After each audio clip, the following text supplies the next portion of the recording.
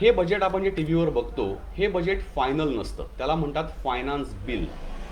Finance bill म्हणजे मसुदा त्या बजेटचा, तो संसदेसमोर सादर होतो, त्यानंतर संसद त्याच्यावरती मतदान करते आणि मग फायनान्स बिल हे फायनान्स ॲक्टमध्ये कन्वर्ट होतं, म्हणजे ते बजेट पूर्णपणे अस्तित्वात येतं. सो आता आपण एक एक करून पॉईंट्स बघूया की काय महत्त्वाचे पॉईंट कोणते आहेत. तर एक म्हणजे आपल्या चेंबरच्या दृष्टीने एक महत्त्वाचा पॉईंट म्हणजे आपण एम एस एम ई सेक्टरवर बरंच सध्या काम करतो आहोत. तर या एम एस एम ई सेक्टरसाठी, स्टार्टअप्ससाठी there is one good provision that other the amendment that they have given 1 year extension.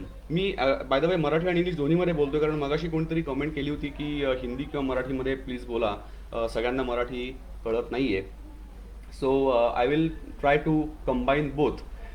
If you don't understand a part of it, then please give a comment and I will check later on. So this MSME sector will be benefited by this because there is a 1 year extension for incorporation of startups which can claim deduction of 100% of the gains for 3 consecutive years in a block of 10 years after incorporation. म्हणजे काय की या स्टार्टअप्सनी जो profit तो हा startup कमवेल incorporation नंतर 10 वर्षामध्ये कोणतीही 3 वर्ष त्यांना चूज करता येतील आणि त्या काळामध्ये त्यांना झालेला जो प्रॉफिट आहे तो प्रॉफिट 100% टॅक्स एक्झम्प्ट असेल, कारण त्याचं डिडक्शन त्यांना मिळेल. So now this is a good news for startups. So M S M E म्हणजे काय की micro small and medium enterprises हे जनरली स्टार्टअप्स असतात. तर त्यासाठी यांना हा फायदा मिळू शकणार आहे अंडर सेक्शन 80 IAC. दुसरा एक महत्त्वाचा पॉईंट हा होता की there was a lot of talk before the budget, there was a lot of talk that wealth tax may come again and there is a possibility of a COVID cess. Cess is tax on a tax. म्हणजे आपण गेली अनेक वर्ष आपल्या income टॅक्समध्ये education cess pay करतोय. Education cess is आपण भरलेल्या टॅक्सवर एक टॅक्स येतो, त्या टॅक्स अमाऊंटवर, that is called cess. So हा कोविड सेस येईल अशी एक बाजारामध्ये किंवा जनरल मार्केट पार्टिसिपंट्समध्ये वदंता होती की this Covid cess may come because there has been a lot of expenditure on control of COVID pandemic. So that expenditure has to be recovered in some way. So माझ्या दृष्टीने हे budget खूप चांगलं budget आहे, का it's a step in the right direction. Because if you see या कोविडमुळे झालेलं जे नुकसान आहे हे नुकसान टॅक्सेसच्या माध्यमातून भरून न काढता government is trying to recover it from borrowings and divestment. Divestment म्हणजे त्यांच्या ओन्ड कंपनीज ज्या आहेत त्या कंपन्यांमध्ये जो स्टेक आहे तो थोडा डायल्यूट करणे. म्हणजे तो स्टेक जर का त्यांनी मार्केटमध्ये विकला तर त्यांना जे पैसे मिळतील त्यातनं हे पैसे या रिकव्हरीसाठी वापरले जातील, किंवा त्यांनी जे एक्सपेंडिचर ऑलरेडी केलेलं आहे on control of Covid pandemic, that may happen because of divestment and borrowing. आता borrowing is generally not a good thing, पण आत्ता विचार करा काय परिस्थिती आहे. Interest rates are very low. So it makes a lot of sense for government to borrow at this point of time because their finance cost will be lower. As जसं तुम्ही कमी दराने कर्ज घेतलं तर तुम्हाला इंटरेस्ट पण कमीच द्यावं लागतं ना. तसं आहे हे की इंटरेस्ट रेट्स खाली असल्यामुळे गव्हर्नमेंट आत्ता जे बॉरो करेल म्हणजे काय, ते बॉन्ड इश्यू करतील आणि आपण ते बॉन्ड घेणार. आपण बॉन्ड घेणार म्हणजे काय करणार, गव्हर्नमेंटला कर्ज देणार. या कर्जावरचं जे इंटरेस्ट आहे त्या coupon on the bond government pays to us ते कमी असणार आहे, कारण रेट्स कमी आहेत. सो गव्हर्नमेंटला स्वस्तात जास्त फंड रेझिंग करता येतं, म्हणून it's a good thing for government and good thing for us, because हे पैसे त्यांना जे लागत आहेत ते टॅक्सेसच्या माध्यमातून ते आपल्याकडनं घेत नाही आहेत. So there was earlier there were frequent changes in direct taxes. आपल्या केसमध्ये सुद्धा स्लॅब सारख्या बदलतात, किंवा there is some one cess here and there, or there is some surcharge levied. All those things, this budget has not at all tinkered with direct taxes. So all these changes did not happen this time, which is a good thing for people. As तुमच्या tax outgo मध्ये आता काही फरक पडत नाही. See there was anyway no expectation of reducing the taxes. कारण already जर का आता इतका खर्च झालेला आहे कोविडमुळे, आणि on the other hand the economy is slowing down because of Covid. Manufacturing होत नव्हतं, फॅक्टरीज लोकांच्या शटडाऊन झालेल्या होत्या. तो अशा परिस्थितीमध्ये there was no growth happening in the business and economy. अशा परिस्थितीमध्ये टॅक्सेस कमी होणं हे तर अपेक्षित नव्हतंच, पण टॅक्सेस वाढतील अशी अपेक्षा असताना ते वाढले नाहीत, ही आपल्या दृष्टीने चांगली गोष्ट आहे. वेल्थ टॅक्स त्यांनी आणलेलं नाही, त्यांनी कोविड सेस आणलेलं नाही, किंवा इतर कोणत्याही सेगमेंटमध्ये त्यांनी टॅक्सेशनला काहीही हात लावलेला नाही. कॉर्पोरेट टॅक्स सुद्धा 25% जो होता तो तेवढाच ठेवलेला आहे, which is again a very good thing for corporates. एक छोटीशी गोष्ट म्हणजे 75 वर्षाच्या वरती ज्यांचं वय आहे अशा सिनियर सिटीजन्सना त्यांनी, आणि ज्यांना इंटरेस्ट इन्कम आणि पेन्शन इन्कम एवढे दोनच इन्कम सोर्सेस आहेत, अशा सिनियर सिटीजन्ससाठी त्यांनी टॅक्स रिटर्न फाईल करण्यामध्ये एक्झम्पशन दिलेलं आहे. म्हणजे they don't have to file tax returns if they have only interest income and pension income. So म्हणजे if they are doing some stock market investment and if they are getting some capital gain, then they will have to file tax returns because it is neither interest nor pension. Okay, ठीक आहे. पुढे बघूया. एक मीडियामध्ये आणि न्यूजपेपर्समध्ये अशी एक बातमी लगेच फिरायला लागली होती की पेट्रोल 2.5 रुपयांनी महागणार आणि डिझेल 4 रुपयांनी महागणार. ह्याचं एक शंका निरसन मी आत्ता करतो. तसं होणार नाही आहे, कारण 2.5 रुपये जो त्यांनी इन्फ्रास्ट्रक्चर अँड डेव्हलपमेंट सेस पेट्रोलवर इम्पोज केलेला आहे, आणि 4 रुपये हाच सेस डिझेलवर इम्पोज केलेला आहे, तेवढंच इक्वल रिडक्शन एक्साइज ड्युटीमध्ये पण केलेलं आहे पेट्रोल आणि डिझेलच्या. सो दॅट मीन्स एका साईडनी 2.5 रुपये वाढले, दुसऱ्या साईडनी 2.5 रुपये कमी झाले. So for consumers it makes no difference. तुम्हाला मला काही फरक पेट्रोल आणि डिझेलच्या किमतीमध्ये पडणार नाहीये बिकॉज ऑफ दिस. सो हे थोडासा जो नॉईस आहे तो मी आता क्लिअर करायचा प्रयत्न केला की it is not as media is portraying, it is not like that. Another important point, provident fund याच्यावरती 2.5 लाखाच्या वरती जर का कॉन्ट्रीब्युशन असेल तर रिडम्शन म्हणजे विड्रॉलच्या वेळेला इट विल बिकम टॅक्सेबल, अशी पण त्यात प्रोव्हिजन त्यांनी आता केलेली आहे.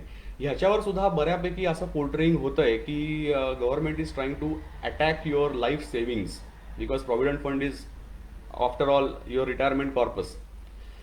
इथे पण मी तुम्हाला क्लॅरिफिकेशन देतो की हा जो टॅक्स आहे किंवा ही जी टॅक्सेबिलिटी आहे ही एम्प्लॉयर्स कॉन्ट्रीब्युशनवर नाही आहे. पहिली गोष्ट ती एम्प्लॉई कॉन्ट्रीब्युशनवर आहे. आपल्याकडे आपण सॅलरीड बरेच लोक असतील, तुम्ही जेव्हा पगार घेता तेव्हा त्या पगारामधनं काही पोर्शन प्रॉव्हिडंट फंडसाठी कट होतो आणि प्रॉव्हिडंट फंडमध्ये इन्व्हेस्ट होतो. सो हे तुमचं कॉन्ट्रीब्युशन जे असतं तेवढंच तुमच्या एम्प्लॉयरचं पण कॉन्ट्रीब्युशन असतं. So that employer contribution is not taxable. That is first thing. Secondly, employee contribution if it exceeds 2.5 lakh in a year, then only it becomes taxable. Now considering the rate, the percentage of the basic salary जी PF मध्ये जाते त्याचा विचार करता तुम्ही जर उलटं calculate केलं त्याचा अर्थ हा जो हिट आहे टॅक्स हिट हा मोस्टली हाय सॅलरीड लोकांना येणार आहे, ज्यांची सॅलरी ही ॲटलिस्ट 2.25 लाख रुपये पर मंथ असेल त्यांना बेसिक सॅलरी, त्या लोकांना हा हिट येऊ शकतो. त्याच्या खाली सॅलरी असलेल्या लोकांना हा हिट येणार नाही.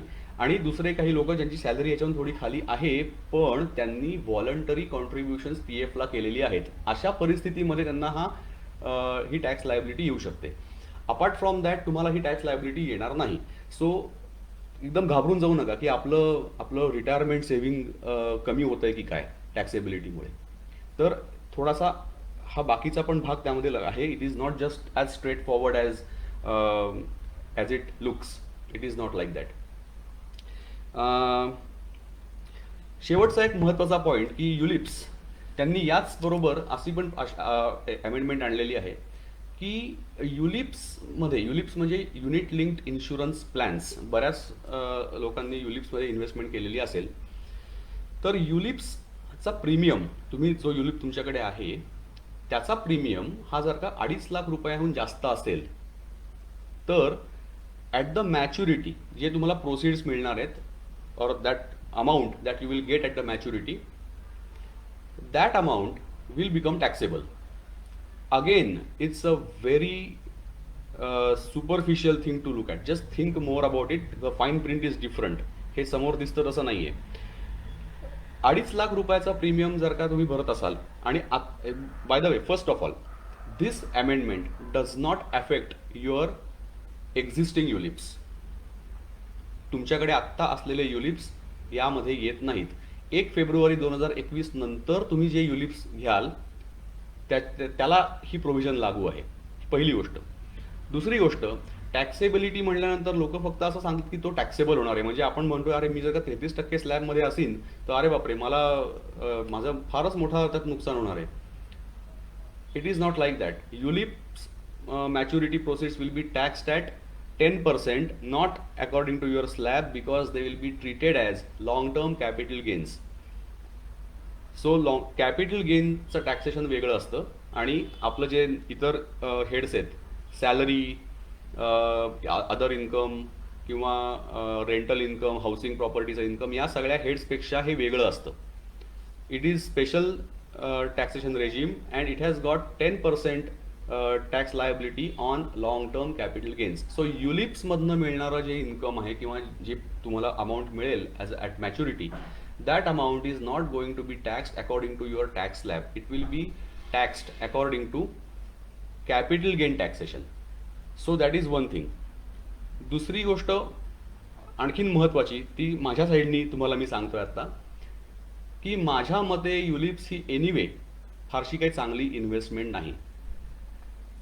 त्यामुळे मुळात जर का तुम्ही युलिप्समध्ये इन्व्हेस्टमेंट केली नाहीत तर it's actually better for you, because you are not going into a bad investment first of all, and secondly because you are not going into that investment it will not be taxable at the maturity. का ती फारशी चांगली investment नाही हे पण सांगतो. म्हणजे आता ॲक्च्युली काय की आता आपण बजेटवर जरी बोलत असलो तरी माझा परवाच जो वेबिनार झाला त्यामध्ये मी तुम्हाला गुंतवणुकीबद्दल बऱ्याच गोष्टी सांगितल्या होत्या. सो त्याला ही अलाइड गोष्ट तुम्हाला सांगतो आत्ता, ती ह्याच्यामध्ये आपण कव्हर केली नव्हती. कसं असतं की insurance works on the principle of risk transfer. So that means तुमची जी रिस्क आहे, लाईफ इन्शुरन्स म्हणजे काय की अकाली मृत्यूची रिस्क ही सगळ्यांना असते. ॲक्सिडेंट होऊ शकतो, काही होऊ शकतं. So that risk, what happens if that happens, then there is a lot of financial loss for your family. Emotional loss nobody can compensate, but financial loss can be avoided. How? You buy insurance. So तुमची जी risk आहे ती तुम्ही insurance कंपनीच्या खांद्यावर टाकताय. Fine. आता तुम्ही विचार करा पुन्हा एकदा, कॉमन सेन्स अँड स्ट्रॉंग हँड्सचा माइंडसेट. मी जर का इन्शुरन्स कंपनी आहे आणि तुमची रिस्क मी माझ्या खांद्यावर घेत असेल तर मी स्वतः पुढे रिस्क घेणारच नाही की नाही, कारण मी तुमची रिस्क ॲझ्युम केली आहे. मी तुम्हाला देणं लागतो जर का काही घडलं तर. मग मी रिस्क कशाला घेईन? जर का मी रिस्क घेतली नाही तर मी रिटर्न्स पण चांगले मिळवू शकणार नाही. Correct? Because it is always directly proportional. Risk and rewards are directly proportional. So generally you can always think about good investments for yourself, but never mix insurance and investments. So if you understand this properly आणि तुम्ही जर का insurance हा investment म्हणून बघितला नाहीत तर probably you will make much more returns than insurance. Because तुम्ही ट्रॅक रेकॉर्ड काढून बघा. इन्शुरन्स युलिप्सचं ट्रॅक रेकॉर्ड एक तुम्ही काढून बघा इंटरनेटवर की what returns they have delivered. They have delivered very sub normal returns which are way less than equity markets. So what's the point? You will be paying high premium.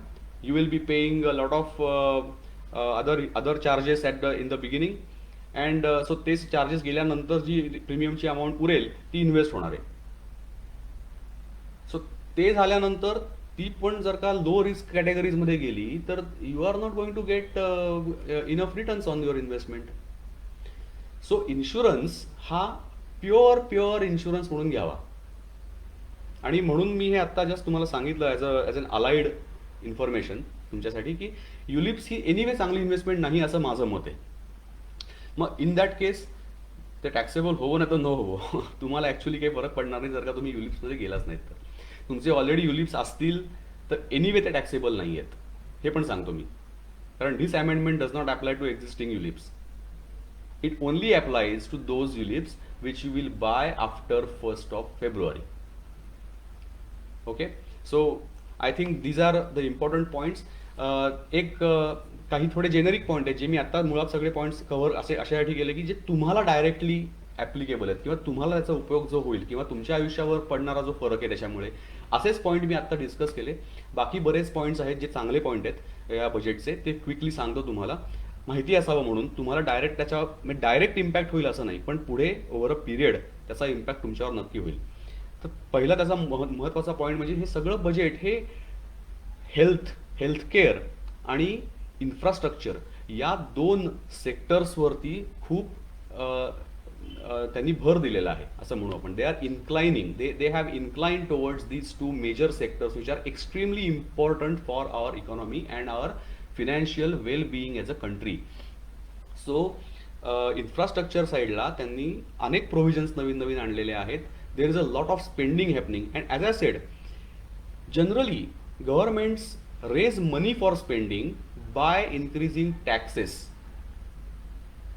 This budget is not doing it, and that is the good thing about us, about the government, and that is the good thing about the budget and good thing for us, because we are not paying from our pocket as added taxes. ते काय करतायत, they are borrowing, म्हणजे they are issuing bonds and they are also divesting. म्हणजे ज्या LICचा IPO पुढच्या वर्षी येणार आहे असं फायनान्स मिनिस्टरनी जाहीर केलं काल. सो LICचा त्यांचं एकूण टार्गेट किती होतं आत्ता इन्फ्रास्ट्रक्चर स्पेंडिंगवरचं, तर साधारणतः 1,57,000 कोटीचं स्पेंडिंग त्यांनी आत्ता डिक्लेअर केलेलं आहे. हे 1,57,000 कोटीचं स्पेंडिंग त्यांना कसं फायनान्स करता येणार आहे, फंड करता येणार आहे, तर LIC मधला 1% जरी त्यांनी डायव्हेस्ट केला LICच्या व्हॅल्युएशनच्या दृष्टीने, तरी government can get around 1 lakh crore rupees. So ते त्यांचे ॲसेट्स विकतायत, डायल्यूट करतायत.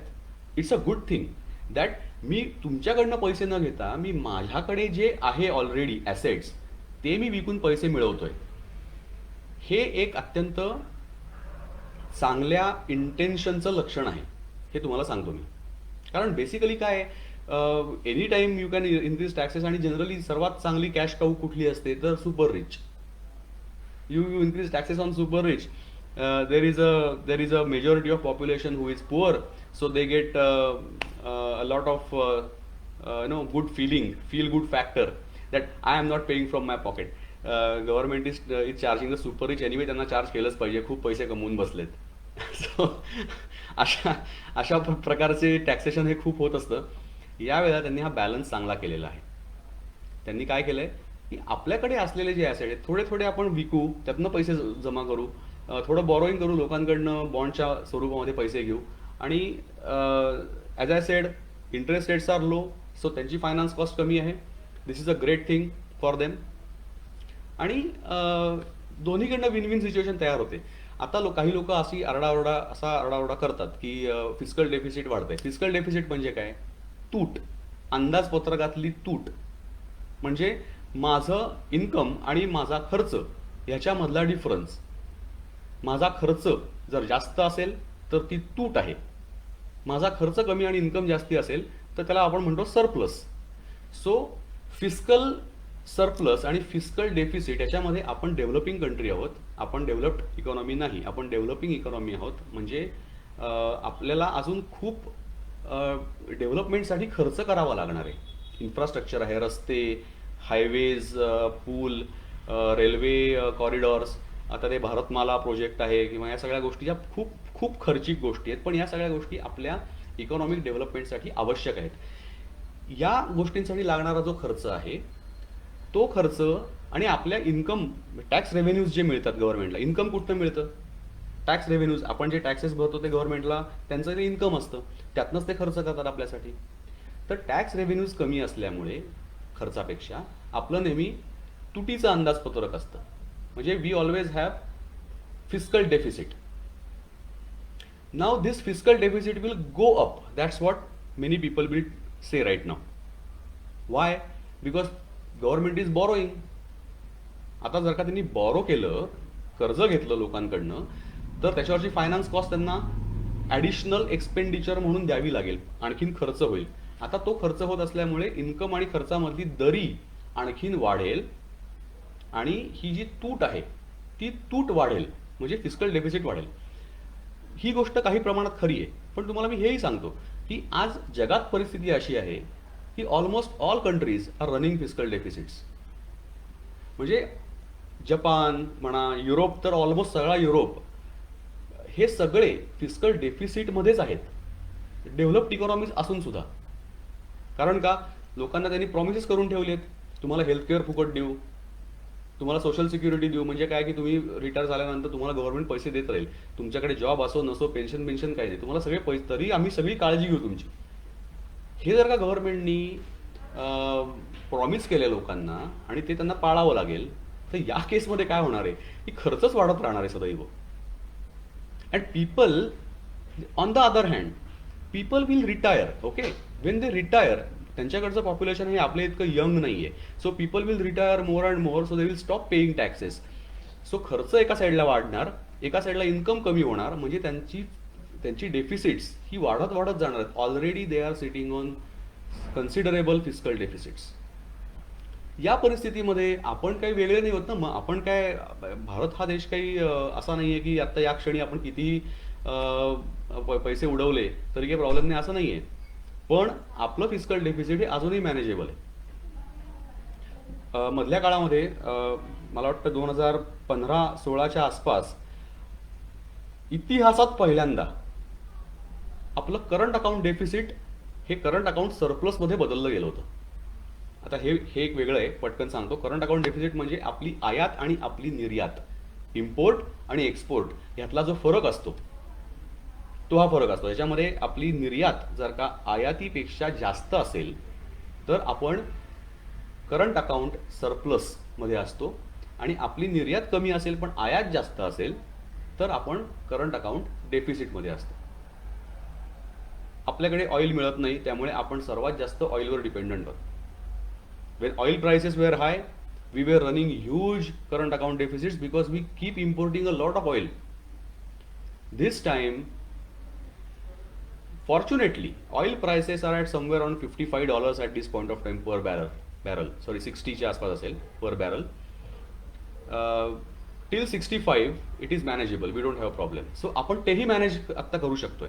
माझ्या मते अशा घडीला आत्ता सर्वात गरज कशाची होती? ग्रोथची होती. फिस्कल प्रुडन्सची गरज कमी होती, ग्रोथची गरज. आपल्याला आत्ता ग्रोथची गरज आहे. कोविडनी आपल्या इकॉनॉमीला जो फटका दिलेला आहे त्यातनं बाहेर येण्यासाठी we need more and more growth. Now how this growth can be brought about? ही ग्रोथ कशी येणार आहे? तर तुम्ही उद्योगांना चालना दिली पाहिजे, आणि नुसते उद्योगांना नाही, इन्फ्रास्ट्रक्चरला.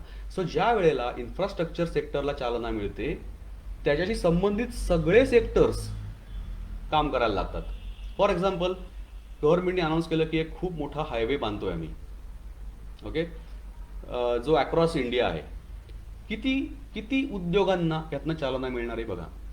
कन्स्ट्रक्शन, त्याच्या अलाइड जी येणार आहे cement, concrete, steel, commodities like other metals which may be used, और सिलिका वगैरे वगैरे.